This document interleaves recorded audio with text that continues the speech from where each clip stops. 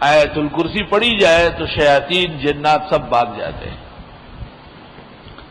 بعض لوگ کہتے ہیں کہ ہم پڑھتے ہیں اور فائدہ نہیں ہوتا، اس کے کئی وجوہات ہیں۔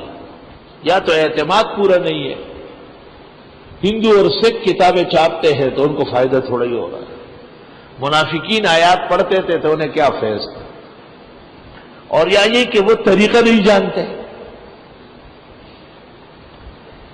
اور فائدہ یقین کے درجے میں ہے۔ اس کا طریق یہ کہ دیکھو، ایک آدمی نے ایک چمچہ چینی پیالی چائے میں ڈالی تو چائے میٹھی ہو گئی، لیکن اگر وہ ایک چمچہ چینی پورے پتیلے میں ڈالے تو میٹھی ہوگی۔ اگر ایک کپ دودھ آپ 2 کپوں میں ڈالے تو نظر آئے گا، لیکن اگر آپ 1 کلو دودھ 100 من پانی میں ڈالے تو پتہ بھی نہیں چلے گا۔ اس لیے علماء کہتے ہیں 11 مرتبہ پڑھو، صبح و شام پڑھو، 3 دفعہ پڑھو، وہ آدمی کو دیکھ کر کے اس کا معیار مقدار بڑھاتے ہیں۔ میں نے خواب دیکھا ابھی 2-3 سال میں کہ 2-3 جنات ہیں اور مجھے کہتے ہیں تم کیا ہمارے خلاف ہر وقت باتیں کرتے رہتے ہو، ہم تمہیں سیدھا کر دیں گے۔ میں نے کہا مجھے، میں نے کہا 1 سیکنڈ نہیں لگے گا۔ تو میں نے آیت الکرسی پڑھنا شروع کی تو مجھے کہا ہم آپ کے آیت الکرسی سے نہیں ڈرتے۔ میں نے چٹ پٹ 3 مرتبہ پڑھی تو وہ ہلنے لگے جیسے فالج والا گر رہا۔ میں نے جو 2 مرتبہ اور پڑھ لی تو وہ گر گئے، اور گندی قسم کی بدبو دھواں نکلنا شروع ہوا۔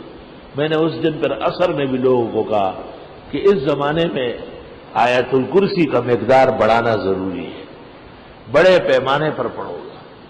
بزرگان دین کے عمل میں کیوں اثر ہے؟ انہوں نے اس کو پختہ کیا ہوتا ہے، پختہ۔ آپ پہلے دن چٹنی نہیں بنا سکتے، انڈا نہیں بنا سکتے، لیکن جو لوگ بنانے لگے ہیں وہ دیگ پکواتے ہیں۔ 10,000 اور 20,000 آدمیوں کا کھانا ایک شخص پکاتا ہے، اس کو پتہ نہیں کہ اگر خراب ہو گیا تو اس کو کیا جواب دوں گا۔ پورا اعتماد ہے اپنے کام پر، کیوں خراب ہو؟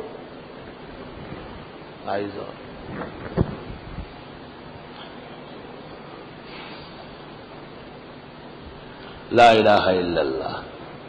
حدیث شریف میں ہے ابو ہریرہ کو آپ نے مقرر کیا تھا کہ غنیمت کا کہ کھجور رکھے ہوئے خیال رکھنا، رات کو کم ہو جاتے تھے۔